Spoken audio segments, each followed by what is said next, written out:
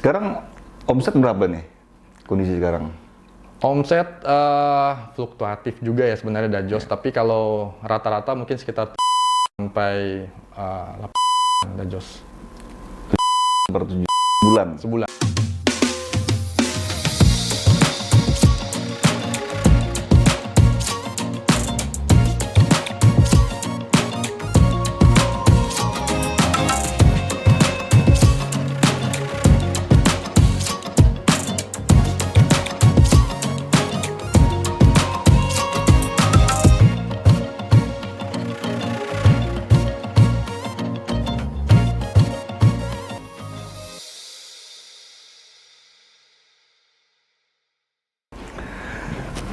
Halo teman-teman Silasapa, sisi lain Sang Pamong. Kita jumpa kembali bersama saya Jose Rizal ya. Dulu di Minangkabau itu ya, ada sebuah pedoman ya, filosofi untuk membekali para perantau ya, anak-anak muda yang merantau dengan sejumlah ilmu ya. Ilmu pencaksilat yang pertama, yang kedua mengaji, yang ketiga kalau orang Minang merantau itu harus pandai memasak, dan terakhir dia harus pandai menjahit ya. Ini semua adalah untuk kemandirian mereka di perantauan ya. Kalau dengan pencaksilat berarti mereka bisa bela diri, kemudian kalau mereka mengaji bisa mengajarkan ya ilmu-ilmu dan juga bisa numpang di masjid ya. Kemudian kalau memasak, teman-teman bisa lihat ini ya, banyaknya di tiap simpang itu adalah rumah makan Padang gitu. Nah, yang terakhir kalau menjahit, kalau baju robek ya, atau bahkan membantu orang membuatkan baju, dia harus bisa menjahit. Itu bekal orang Minang dulu. Tapi sekarang rupanya ya kita menemukan anak muda Minang ya, dan juga seorang ASN yang berkiprah di bidang jahit-menjahit. Ya. Beliau kita lebih kenal sebagai pengusaha bisnis Chest Tailor ya. Beliau kelahiran Solok, kemudian menjadi Purnapraja Angkatan 21, ya, menempuh pendidikan, setelah itu lanjut ke S2 MPKP UI. Kita sambut, beliau adalah Bung Aldo. Terima kasih Dinda Aldo ya, Terima sudah kasih, datang. Aldo Prima Putra ya. Aldo Prima Putra. Luar biasa. Ya, seperti saya bilang tadi ya, artinya ini adalah salah satu produk beliau, jas ini, hasil Chest Tailor ya, Hasil Chest produksi. Tailor. Dan kita juga melihat di sejumlah media sosial dia, banyak kedatangan tamu para pejabat ini ya, Dinda Aldo ya. Dari menteri ya, ada Pak Fadlizon juga saya lihat ya, Pak Fadlizon. Siapa aja menteri-menteri yang datang itu? Pak Fadlizon, kemudian Pak Tito juga, Pak Tito langganan juga. order, luar biasa. Kemudian dari Pan RB, dari Pak Zulfikar Wamen, kemudian ya banyak, habis itu kepala daerah. Kepala daerah, gubernur, ya, Gubernur, bupati, wali bupati, kota. ya. Luar biasa. Bahkan di DKI pun juga ada ya, Bang Rano juga. Iya, ya. Pak Pram dan Langganan juga Pak tuh? Rano Karno, iya. Pelanggan Chest Tailor. Pelanggan Chest Tailor. Nah, ini tentu teman-teman juga penasaran ya, kisah di balik berdirinya Chest Tailor sampai jadi pelanggannya para pejabat itu. Nah, sebelum kita bahas itu, teman-teman sekalian, saya mau melihat ini pribadinya Aldo dulu ya. Tadi saya sebutkan lahir di Solo.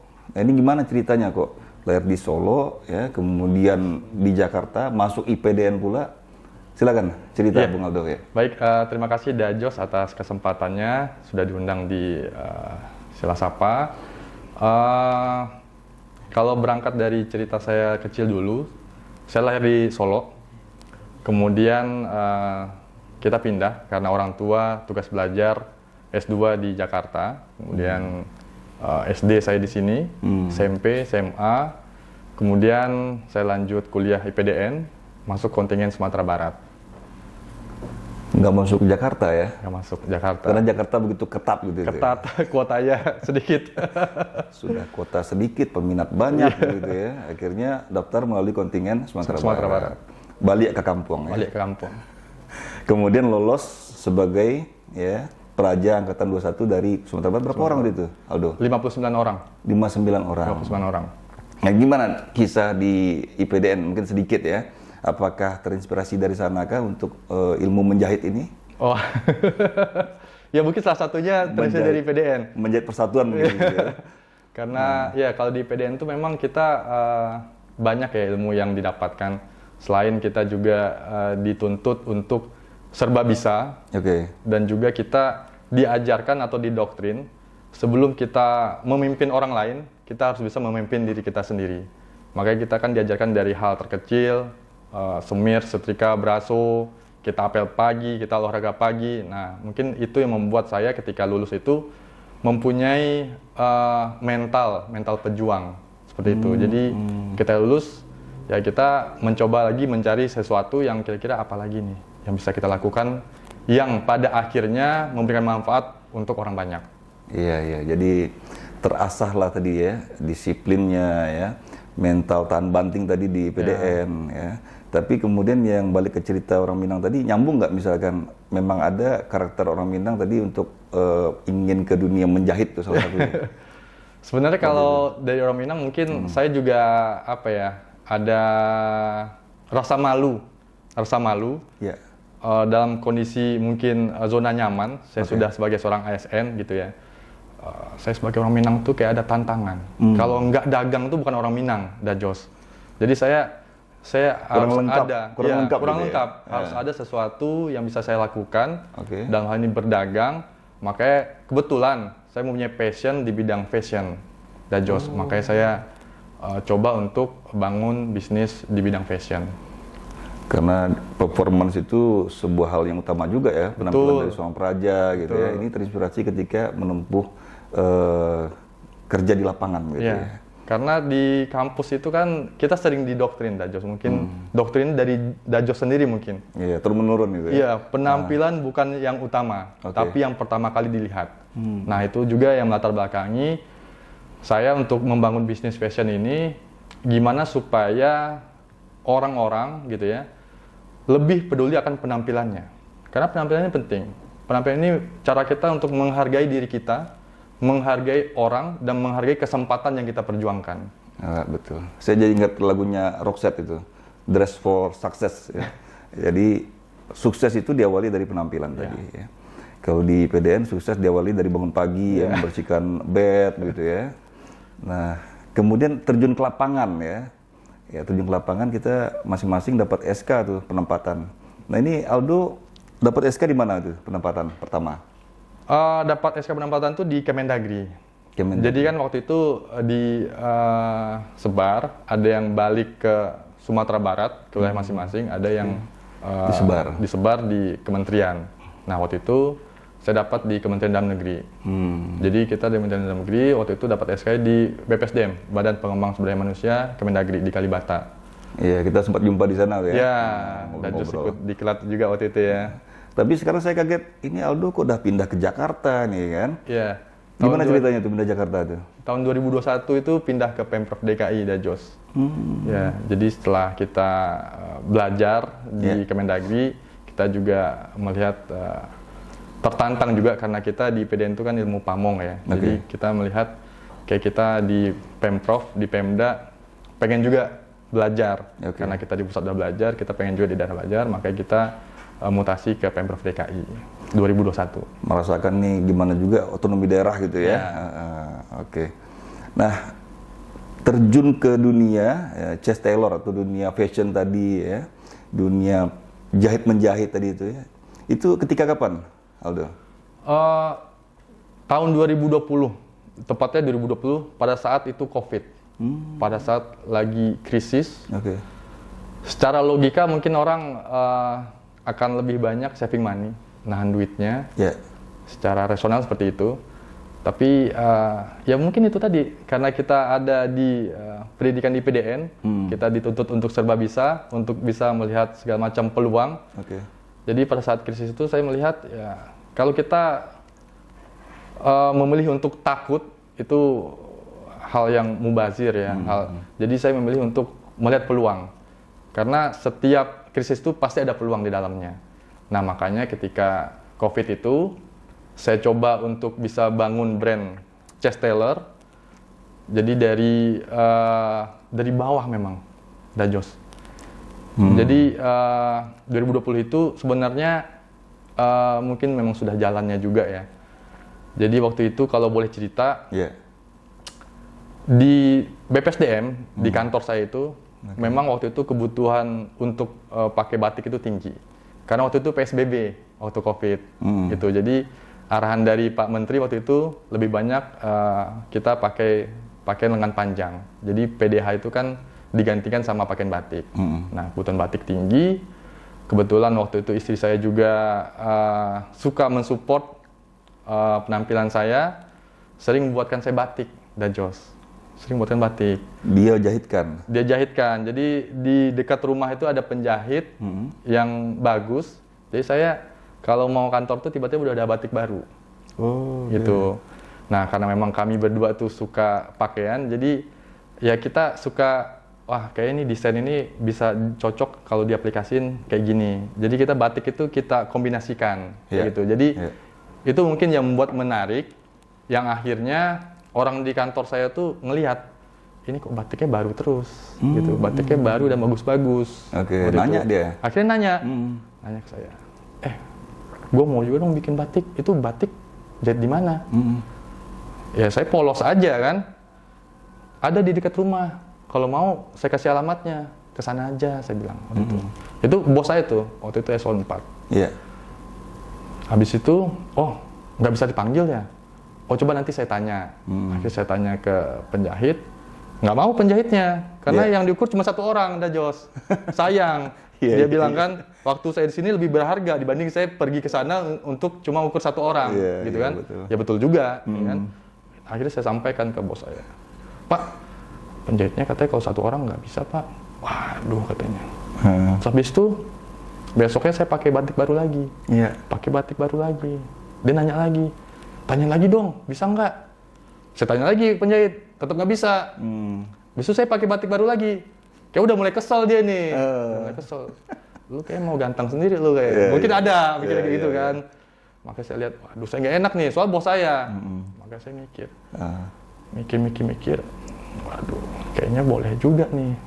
Saya potensi. Ya, potensi. Makanya orang Minang tadi ya kan, bisa ngeliat peluang. Gimana kalau enggak saya ukur sendiri aja. Saya ukur sendiri, nanti saya kasih ke penjahit. Nah, makanya waktu itu saya sekitar 5 harian itu saya fokus belajar ukur di YouTube, Dajos. Belajar ukur, habis saya belajar, habis itu saya ke penjahit. Saya tanya, udah bener belum ukuran cara saya ngukur? Terus penjahitnya juga bingung juga, ini ngapain katanya kan? Akhirnya saya tanya, bener nggak? Iya, udah bener katanya. Ya udah, modal keberanian itu akhirnya saya ukur. Pak, katanya mau bikin batik. Oh, udah ada tukang ukurnya, senang dia kan? Udah Pak, mana tukang ukurnya? Saya Pak, gitu kan? Ngaco lu katanya. Enggak Pak, tenang aja, saya yang ukur. Terus akhirnya dia percaya aja. Saya nggak tahu kenapa. Makanya dia berjasa banget sebenarnya untuk Chess Tailor ini karena dia orang pertama yang percaya sama saya. Siapa bosnya lu? Waktu itu Pak Weli. Pak Weli. Pak Weli. Akhirnya saya ukur beliau. Habis itu saya bawa ukurannya ke tukang jahit yang dekat rumah. Akhirnya saya bikinkan satu batik waktu itu. Akhirnya selang berapa hari, akhirnya saya bawa batiknya, saya kasih ke Pak Weli. Pak, cocok. Batik udah jadi. Dia coba, saya deg-degan. Soalnya itu perdana saya ngukur orang, belum pernah sebelumnya. Nekat lagi kan? Modalnya nonton YouTube aja. Iya, modal nonton YouTube sama tanya penjahit, akhirnya dipakai. Akhirnya pas, Dajos. Senang dia. Saya kaget juga. Makanya saya mikir, kayak ini nih. Ini jalan hidup saya kayaknya. Ini bakat terpendam nih. Bakat terpendam saya. Saya punya bakat, orang langsung pas, dan akhirnya dia nambah lagi, Dajos. Karena dia percaya, ya udah dikasih lagi 3 batik. Oh ya udah, oke, 3 batik. Ya udah saya kasih lagi sana. Jadi awalnya kayak gitu, Dajos. Makanya setelah saya pikir-pikir, kayak ini bisa. Terus lihat bos sudah pakai batik, teman-temannya lain ikut. Betul. Order. Jadi bos udah pakai batiknya baru, gitu kan? Itu kan menarik perhatian juga bagi yang lain. Akhirnya yang lain juga tanya, lu bikin di mana? Itu sama Aldo katanya. Aldo katanya. Serius sama Aldo katanya. Yang ukur siapa? Aldo katanya. Iya. Ya udah akhirnya Nama kita naik tuh ya. iya, saya ditelepon habis itu ukur juga dong gitu kan. Terus akhirnya itu sekitar 1 bulan lah. 1 bulan. Akhirnya saya mikir juga kan, oh kayaknya ini memang harus diseriusin nih. Kalau kita taruh terus di tukang jahitnya akhirnya ngomel juga ada Jos. Karena dia kan ada kerjaan dia juga. Kita kan sistemnya cuma titip aja waktu itu kan. Akhirnya ngomel juga. Udah mulai lama tuh. Karena ada antrian sebelumnya yang memang harus diprioritaskan juga. Akhirnya saya pikir nggak bisa nih. Kayak kita harus sewa tempat dan kita harus cari penjahit juga. Saya bilang kayak gitu. Karena orderan waktu itu udah dari mulut ke mulut dah Jos. Iya. Udah banyak yang nelfon saya. Saya pun akhirnya bingung sendiri juga waktu itu. Waduh, banyak juga nih. Tapi kalau ini peluang ini nggak dimanfaatkan, sayang. Oke. Melewatkan momen kita. Karena yang penjahit ini tetangga, bukan pegawai kan. Betul. Nggak bisa di-push dia. Nggak bisa di-push, karena itu kan dia pegawai orang lain juga, bukan pegawai kita gitu kan. Nah makanya akhirnya saya mikir, saya harus cari tempat dan harus cari penjahit. Nah mulai dari situ akhirnya saya ngomong sama istri saya gitu kan, untuk kita seriusin usaha ini, kita ikhtiar, kita coba gitu. Akhirnya saya udah mulai tuh di situ belajar sebenarnya jahitan yang bagus itu seperti apa. Seperti apa jahitan yang bagus, terus model-model kekinian itu seperti apa yang bagus. Terus kita belajar, kita analisa market juga waktu itu, berapa sih harganya. Ternyata memang harga waktu itu yang saya kasih itu kan memang harga awalan, dan itu memang terlalu murah untuk kualitas yang diberikan. Tapi saya mikir waktu itu nggak apa-apa, nggak masalah. Kita biar marginnya tipis, tapi yang penting kita jalan dulu aja. Iya, gitu. pelanggan udah banyak nih gitu ya. Kita jalan dulu aja. Terus akhirnya kita beranikan untuk sewa ruko. Nah, tunggu tahan dulu sampai di situ tuh. Iya. Silakan diminum dulu. Aduh. Kita tahan biar penasaran dulu teman-teman ya. Tapi sebelum masuk ke cerita cari ruko tadi, ya, saya mau tes nih, apa benar Aldo bisa ngukur gitu? Iya. Ya, jadi tahap awal untuk mengukur itu apa yang diperlukan dulu? Entah apa diukur lehernya dulu, tangan dulu atau gimana coba? Iya. Jadi kita pasti butuh meteran. Meteran dulu kita bawa. Jadi meteran itu ada bedanya juga ternyata ada Jos. Jadi ada meteran khusus untuk penjahit. Ada yang meteran yang jual pasaran itu dia ada berbeda incinya, sentinya gitu. Jadi itu ada perbedaan nanti. Makanya ternyata ada meteran khusus untuk tailor kayak gitu. Jadi saya baru tahu juga ketika saya berapa kali ukur, akhirnya saya menyadari ada perbedaan. Walaupun gitu. berapa inci, akhirnya itu kalau misalnya itu terlalu banyak, akhirnya itu ada perbedaan bagi customer. Nah, jadi kita butuh meteran. Kemudian yang pertama kita ukur itu bisa dari panjang bajunya dulu. Panjang bajunya. Habis itu kita ukur lagi badan, dada, lingkar dada, lingkar ketiak, dada, perut, habis itu pinggul. Habis itu baru kita ukur bahu. Itu pas-pasan begitu lingkar dada segitu memang segitu kita tulis. Atau Dia udah ada hitungannya, udah ada pembagiannya, ada rumusnya. Ada rumusnya. Nggak bisa dibocorkan di sini ya. Itu rahasia Chas Taylor gitu ya. Rahasia dapur itu. Rahasia dapur. Sehingga begitu bajunya selesai, fit betul ya. Fit. Jadi kan sebelum kita ukur itu kita pasti tanyakan dulu ke customer kita. Customer ini mau yang fit badan, loose fit atau memang yang reguler. Kayak gitu kan masing-masing orang punya preferensi beda-beda ya. Jadi kita tanya dulu. Kalau jas yang dipakai Aldo sekarang apa? Fit atau apa? Fit ini dia. Karena masing-masing orang kan beda-beda ya seleranya. Selera dia. Jadi kita tanya dulu, habis itu baru kita sesuaikan. Nanti rumus itu yang nanti ada pembagiannya, ada Jos. Kayak gitu. Berarti sah dia ya, mengetahui soal ukur-mengukur menjahit baju ini. Oke, kita masuk cerita toko tadi, Aldo ya. Iya. Jadi diputuskanlah cari toko nih. Gitu. Ya, kita cari toko dan waktu itu saya ngobrol sama istri saya bilang, kalau saya sendiri kayaknya nanti pasti, karena kita kan bergerak di luar jam kerja. Jadi setelah jam kerja selesai, kan kita baru bergerak. Sama-sama ASN dengan istri nih ya. Iya. Makanya saya bilang sama istri, kayaknya saya butuh 1 orang lagi yang bisa menemani saya, seperti itu.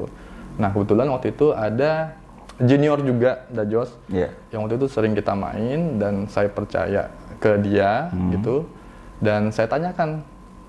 Sampai sekarang masih join dengan junior? Masih. Siapa namanya? Adit. Adit ya? Adit. Jadi saya tanyakan, gue mau bikin usaha nih, Taylor. Oke. Lu mau join atau enggak? Gitu, mau ikut gue atau enggak? Terus dia, iya dah, saya ikut katanya. Akhirnya saya ajak dia, akhirnya saya bertiga sama istri saya waktu itu, akhirnya keliling, kita cari ruko. Karena ini orderan udah numpuk, udah Jos. Kita butuh ruko, kita butuh tempat buat simpan barang, buat beli mesin jahit, buat kita ada penjahit kita sendiri gitu. Jadi kita nggak usah numpang lagi. Jadi itu orderan yang antri berapa waktu itu ya? Masih ingat nggak? Sampai diputuskan ambil toko itu? Sekitar 20 orderan? 20 orderan tuh, itu bagi kami waktu itu banyak dan udah numpuk. Oke. Jadi kami rasa dengan kami punya tempat sendiri, penjahit sendiri, kami bisa untuk mengembangkannya lagi. Makanya itu pertimbangannya, kita sewa ruko, kita cari penjahit, kita beli peralatan mesin jahit semuanya. Nah, ternyata nggak semudah itu, Dajos. Gimana? Jadi ketika kita sudah ada tempat, kita sudah ada mesin jahit, ternyata penjahit ini nggak serta-merta langsung percaya sama kita. Karena kita brand yang baru waktu itu. Nggak ada yang kenal, nggak ada yang tahu Cas itu siapa. Karena yang kita targetkan ini memang penjahit-penjahit yang berkualitas, yang memang sudah punya pengalaman di tailor top di Jakarta waktu itu. Nah makanya kita ikhtiar, kita butuh waktu itu hampir 1 bulan, sedangkan ruko sudah tersewa. Jadi 1 bulan kita cari, akhirnya kita cari, akhirnya ketemu 1 orang yang percaya. Dan itu cocok dengan indikator kita ya? Betul. Jadi dengan kualitas yang kita mau, orang ini bisa. Nah makanya kita masukkan, kita coba, dan kita kasih orderan, dan jahitan kita jadi lebih bagus dari sebelumnya. Karena waktu itu ada benang-benang timbul begitu, Dajos. Benang-benang smoke, variasi benang smoke. Jadi ada kombinasi bahan, itu kan mempunyai keahlian khusus. Nggak semua penjahit waktu itu bisa, Dajos. Oke. Nah kebetulan orang ini bisa, karena apa? Karena kita kan berangkat waktu itu pada saat COVID. Jadi COVID itu kan banyak yang dirumahkan penjahit-penjahit ini yang ada di Jakarta. Jadi tailor top itu akhirnya mengurangi penjahitnya, dipulangkan, balik ke kampung, ke rumah. Nah akhirnya kita tangkap tuh 1. Kita rekrut 1 ini ya. Kita rekrut 1, akhirnya kerja di kita dengan kualitas tailor top. Nah dengan kualitas tailor top akhirnya masuk ke kita, kualitas kita makin bagus, terus akhirnya orderan makin rame, Dajos. Akhirnya kita kebingungan lagi, nggak sanggup. Meningkat berapa jadinya satu penjahit itu? Jadi dari tadi 20, 40. Akhirnya kita tanya ke penjahit, masih ada nggak teman lu? Banyak Pak katanya. Oh gitu? Banyak Pak, yang lagi nganggur Pak. Ini zaman COVID. Iya. Oh yaudah, panggil 2 aja. Jadi 3 sama dia, karena saya nggak berani banyak-banyak. Nanti takutnya orderan belum tentu ada lagi waktu itu. Jadi kita tetap harus ada pertimbangannya ini juga. Ini mereka digaji atau bagi hasil dari potongan sesuai jahitan. Okay. Jadi berapa yang bisa diselesaikan itu yang nanti mereka dapat persentase. Iya betul. Akhirnya kita masukkan 2 lagi, akhirnya 3. Alhamdulillah, Dajos. Akhirnya makin ramai lagi, Dajos. Karena perputarannya makin cepat, orang-orang juga semakin masif juga infonya dari mulut ke mulut. Terus saya sama teman saya tadi, Adit tadi, itu pulang kantor kita juga door to door, Dajos. Kita tawarkan.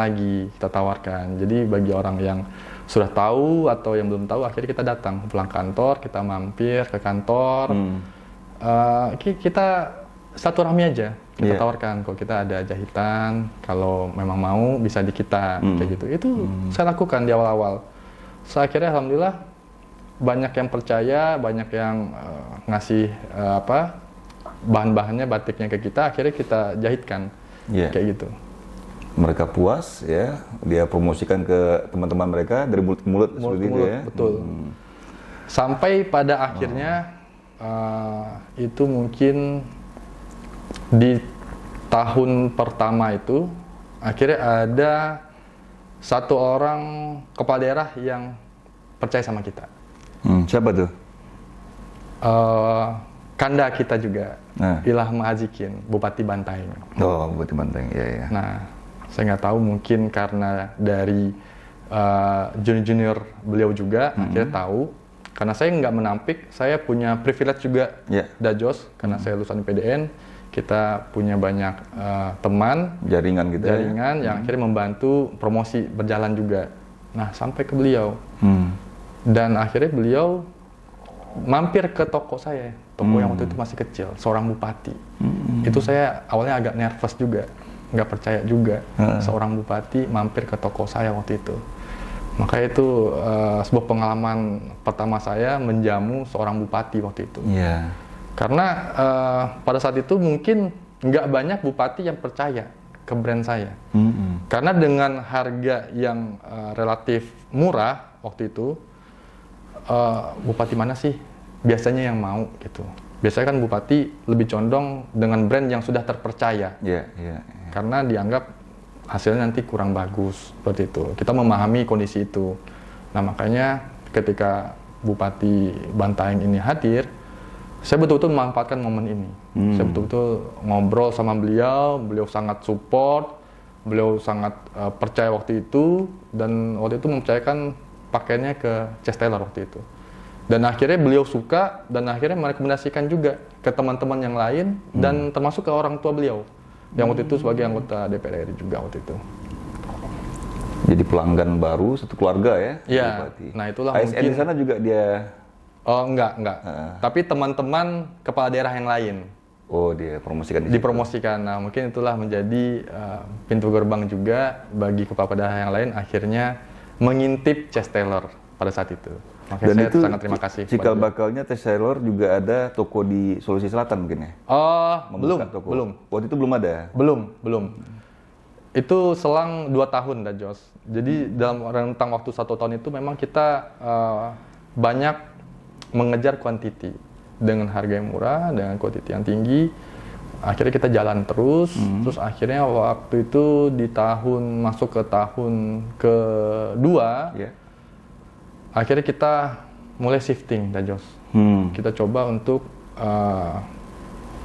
bagaimana lebih meningkatkan lagi kualitas bahan yang digunakan, gitu ya.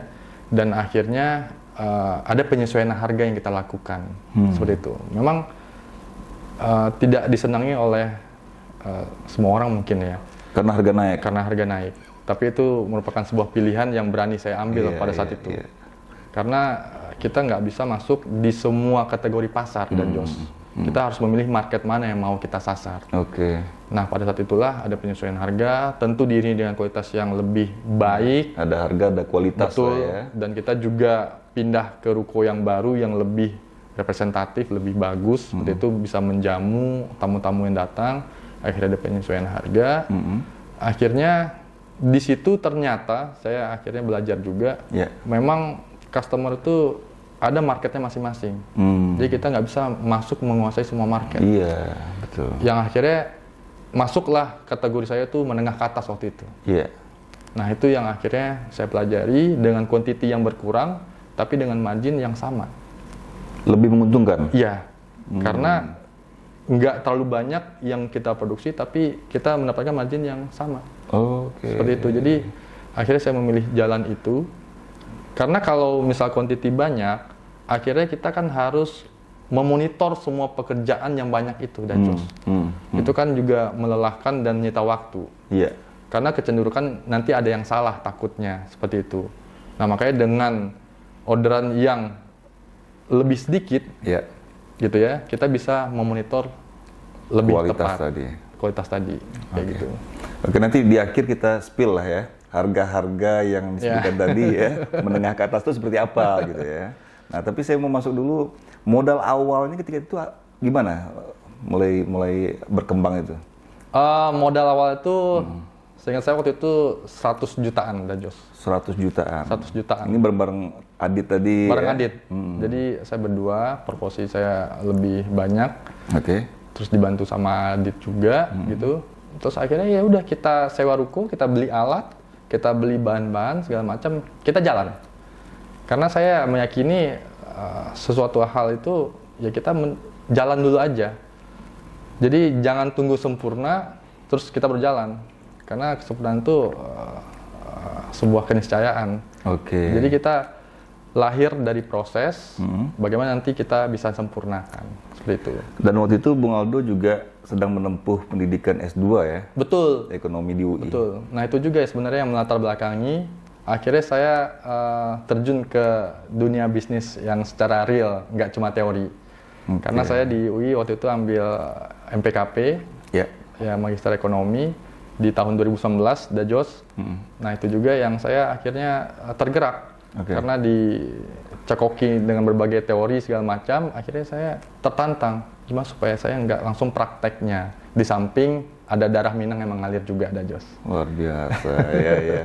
Salah satu teori yang diterapkan apa itu untuk ini buka bisnis menjahit ini? Iya. Kan waktu itu kita banyak diajarkan terkait dengan cost benefit analysis, opportunity cost, segala macam, marginal analysis. Opportunity tinggi waktu itu ya, COVID itu ya, kita lihat ya. Iya, kan kita waktu itu ngelihat peluangnya pada saat COVID itu orang banyak dirumahkan. Interaksi berkurang karena waktu itu PSBB ya. Nah, makanya waktu itu saya ngelihat ada hal yang bisa saya lakukan. Jadi waktu itu saya kunjungan langsung ke rumah-rumah, karena waktu itu orang sangat takut untuk keluar. Nah dengan peralatan yang lengkap gitu ya, saya pakai masker segala macam, sarung tangan segala macam, dan juga tetap menjaga jarak gitu ya. Nah pada saat kita ukur pun juga selalu kita semprot-semprot dulu Dajos, karena kita harus jaga juga. Pakai masker gitu. Iya, pakai masker segala macam, dan akhirnya yang bersangkutan juga sepakat dulu di awal gitu ya. Akhirnya kita berikan layanan langsung home service, Dajos. Itu juga yang membuat saya, ya itu peluangnya. Kalau kita berdiam diri, ya waktu itu siapa yang mau beli gitu. Akhirnya kita kunjungan, kita visit, kita manjakan customer. Jadi kita ubah caranya, kita nggak cuma nunggu di toko, tapi kita jalan keluar. Sampai sekarang pun demikian ya, saya lihat ada yang order, ya Bung Aldo sendiri datang ke rumah-rumah. Itu ya, kelas menengah ke atas tadi sih. Iya. Karena itu karena saya orangnya suka untuk ngobrol ya.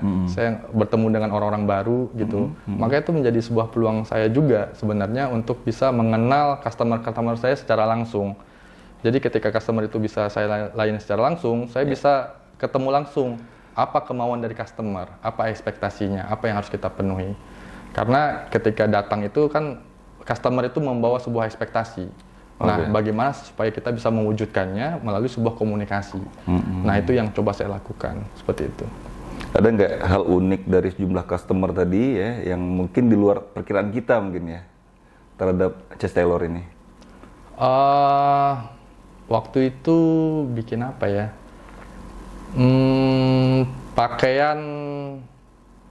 Pakaian batik. Tapi waktu itu pengen seperti jaket.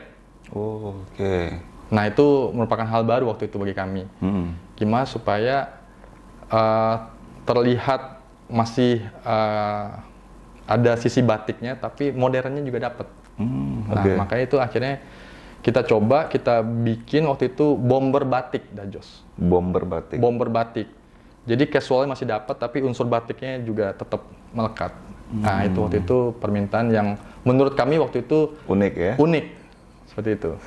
Dan dia rupanya puas setelah jadi? Alhamdulillah puas. Nah makanya sambil jalan itu kita terus belajar, Dajos. Kita terus belajar, jadi dari permintaan-permintaan customer yang unik-unik atau aneh-aneh itu, kita terus improve juga. Karena sebagai pengusaha menurut saya, kemampuan beradaptasi itu merupakan sebuah kompetensi yang harus dimiliki gitu. Jadi ketika kita dituntut pada saat itu untuk permintaan-permintaan yang seperti tadi, yang unik, yang belum biasa kita lakukan, kita harus coba pelajari segala. Harus coba gitu. Jumlah pegawai? Jumlah pegawai kalau dari segi penjahit dan tim finishing, cutting segala macam itu ada sekitar 18. Karyawan di toko itu ada sekitar 7 orang. 25 ya? 25. Ya, sekitar 25 ya? Iya. Wow, dari yang 1 orang tadi berkembang 25. Alhamdulillah. Dari yang tokonya sewa, sekarang toko sendiri? Toko sendiri, alhamdulillah. Oh. Karena waktu itu, alhamdulillah Dajos, waktu pelantikan kepala daerah, 2025 ya, 2025 waktu itu kita mengalami omset yang cukup signifikan. Karena waktu itu kepala daerah dilantik di Jakarta, Dajos. Dan kebetulan posisi kita di Jakarta. Iya. Dan kepala daerah biasanya waktu itu memang nggak mau ribet. Dia jahit di daerah terus bawa lagi ke sini, nanti kusut atau kotor atau robek atau apa. Jadi waktu itu berkahnya itu banyak yang datang ke Chest Tailor.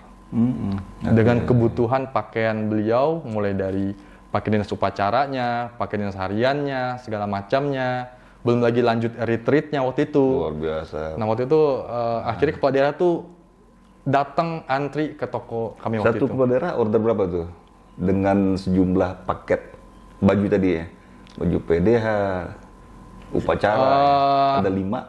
Iya. Ada sekitar 5? Ada sekitar 5. Banyak. Dan kepala daerah itu kan kayak bupati dan wakilnya, gubernur dan wakilnya, kayak gitu. Jadi alhamdulillah waktu itu berkah banget, sampai antri, sampai saya buka layanan itu sampai tengah malam Dajos.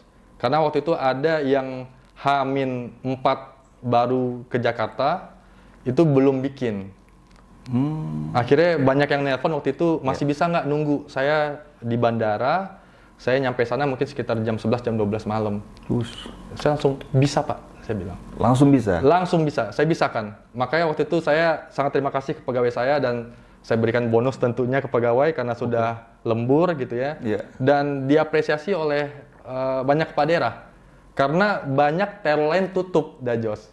Itu juga berkah bagi saya. Jadi saya melihat peluangnya, ketika memang masanya waktu itu lagi rame datang ke sini, ya kita harus buka. Kalau bisa sampai pagi waktu itu. Kita beri shift-shift waktu itu sama pegawai. Makanya waktu kepala daerah itu memang nyari apa yang mereka butuhkan, kita ada barangnya. Kita ukur, walaupun waktu itu juga minta ada yang ekspres segala macam, kita berikan layanan ekspres. Jadi sehari 2 hari jadi. Kayak gitu. Jadi makanya kepala daerah dari mulut ke mulut akhirnya berbondong-bondong datang. Karena mungkin tempatnya nggak terlalu besar ya, karena sudah mungkin waktu itu ada sekitar 20 orang dalam satu waktu datang, Dajos. Makanya waktu itu saya ngejamu satu-satu, saya ngobrol perkenalan di satu-satu. Akhirnya ada yang di luar duduknya. Makanya saya minta maaf Pak, tempatnya Pak, mungkin ini nggak apa-apa, saya lebih senang begini. Dan saya alhamdulillah terbantu oleh kamu katanya. Antri dia. Iya, rela antri. Saya terbantu. Saya salut. Di tempat lain saya cek tutup. Itu mereka berarti nggak bisa baca peluang katanya. Kamu tuh pintar katanya. Kamu bisa baca peluang, kamu buka sampai malam, malah pagi kamu tetap masih standby. Ya alhamdulillah kami terbantu katanya. Makanya kami senang katanya. Dan hasilnya tetap kualitasnya baik, terbaik. Tetap, makanya kita kan tetap harus jaga kualitas. Itu yang paling penting. Nah makanya alhamdulillah berkah itu yang akhirnya omset waktu itu naik signifikan waktu itu, Dajos, alhamdulillah. Dan ketika mereka menjabat, mereka juga mempromosikan tentunya karena terkesan tadi itu ya. Betul, alhamdulillah. Makanya ketika setelah pelantikan, mereka lanjut retreat di Magelang waktu itu saling ngomongin alhamdulillah. Karena kan kami ada covernya Chest Tailor gitu, tentengan. Jadi akhirnya itu sambil promosi berjalan juga, Dajos. Dibawa sama kepala daerah, sama ajudan. Dan akhirnya karena kepala daerah banyak yang megang, banyak yang bawa, akhirnya orang kan tertarik juga. Itu apa? Tailor apa? Kenapa banyak kepala daerah yang bawa-bawa itu? Dan akhirnya setelah retreat, banyak lagi yang datang ke kami. Alhamdulillah, makanya kami terus jaga komunikasi supaya kepala daerah itu tetap langganan, dan alhamdulillah langganan tetap di kami. Nah, kenapa namanya Chest Tailor? Sebenarnya banyak yang menanyakan ya. Waktu itu memang spontan, Dajos. Jadi saya berpikir bagaimana sebuah nama brand itu nggak terlalu sulit untuk diingat, langsung gitu. nyantol di kepala. Langsung nyantol di kepala.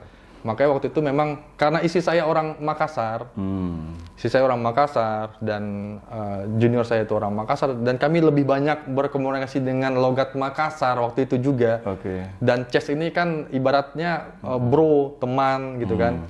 Makanya pada waktu itu saya spontan aja. Nama kita Chess Taylor. Lebih gampang diingat, lebih mudah pelafalannya segala macam, makanya kita Chess.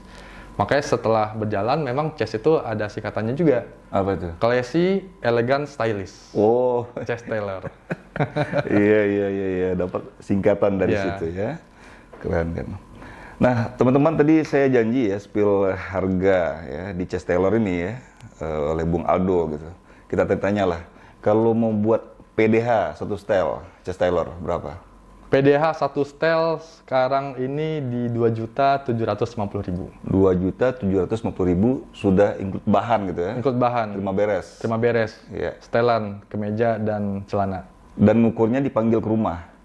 Kalau untuk panggil ke rumah, biasanya kita ada Laban transport. Iya. Oh gitu. Ini harus jelas-jelas nanti kan. Karena tadi dengarnya Bung Aldo ke rumah kan. Iya, biasa ada minimum pembelian dulu. Biasanya kalau ke rumah itu udah Rumah jos. tadi. Berapa Iya. minimal?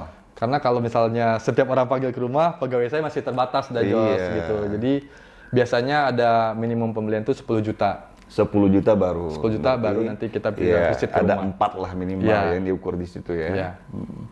Kemudian apalagi jas? Jas. Berapa jas? Jas kalau setelan itu dari 5.500.000. Minimal ya. Iya.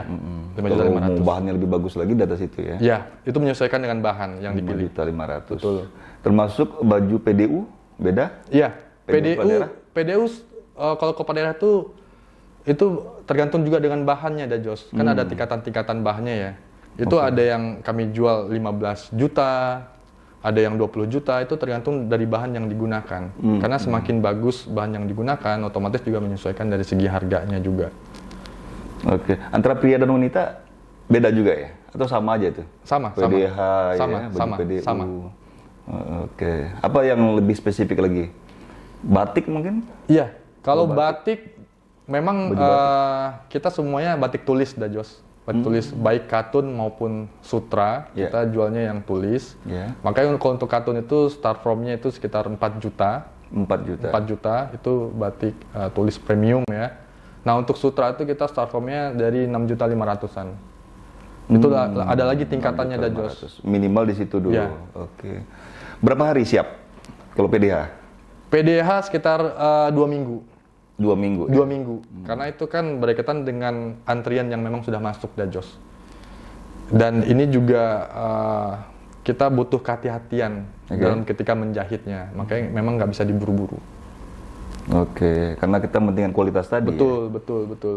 Ya? Apa yang belum saya sebut lagi tuh yang untuk spill harga? Ya kalau di tempat kami memang uniform itu semua bisa kami buatkan. PDH, PDL, vest, rompi segala macam, Oke. PDU, Sampai topi juga ya? topi. daerah juga. Makanya include dari atas sampai bawah itu bisa kami siapkan. Makanya kalau misalnya kepala daerah itu beli topi terpisah dengan pakaian itu kan biasanya belang ya. Iya. Nah, makanya di kami tawarkan dari bahan yang digunakan atas sama bawah itu sampai topi itu seragam warnanya. Nah, maka itu juga menjadi produk unggulan kami waktu kepala daerah itu datang. Jadi kepala daerah alhamdulillah senang. Wow, oke.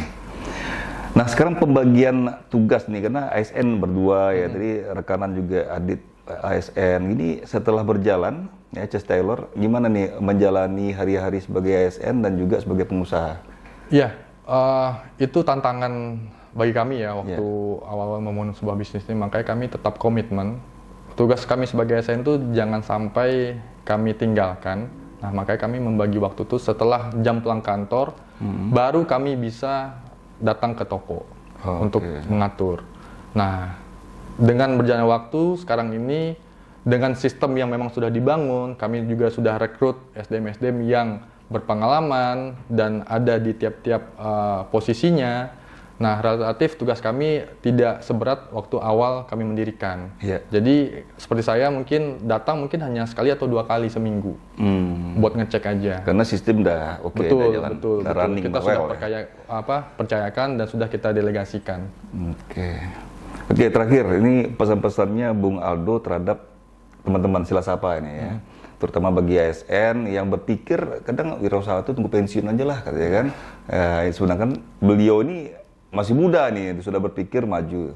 Gimana kuncinya agar ASN ini mau berwirausaha? Ya nggak harus selalu jadi penjahit ya, mungkin ada bidang lain. Betul. Silakan Bang Aldo. Ya, sebenarnya untuk berwirausaha ini tergantung juga dengan apa yang menjadi passion dari masing-masing orang, Dajos. Karena hal pertama, kalau dari saya pribadi, berdasarkan dengan hal yang apa yang kita suka terlebih dahulu. Jadi kita bermula dulu dari hal apa yang kita suka, kemudian kita bisa menganalisa marketnya. Ketika kita mau berusaha itu kita lihat dulu marketnya, apakah memang sudah ada atau belum. Nah, ketika sudah ada, apa nilai tambah yang bisa kita berikan, seperti itu. Nah, selanjutnya, memang baiknya kita mulai dulu, Dajos. Tetap dengan pertimbangan seperti tadi saya sampaikan, kita mulai dulu, kita jalan dulu. Jadi jangan tunggu ada modal dulu yang banyak, ada dulu tim yang solid segala macam. Kita mulai dulu, karena dari kita mulai dulu, kita bisa belajar sambil berjalan. Seperti itu. Dan kemampuan lain yang mungkin bisa saya berikan, itu kemampuan untuk beradaptasi tadi. Sebagai pengusaha itu kita harus mampu beradaptasi dengan kondisi yang sekarang, apalagi juga Dajos seperti yang kita rasakan, ketidakpastian itu sering terjadi sekarang ini.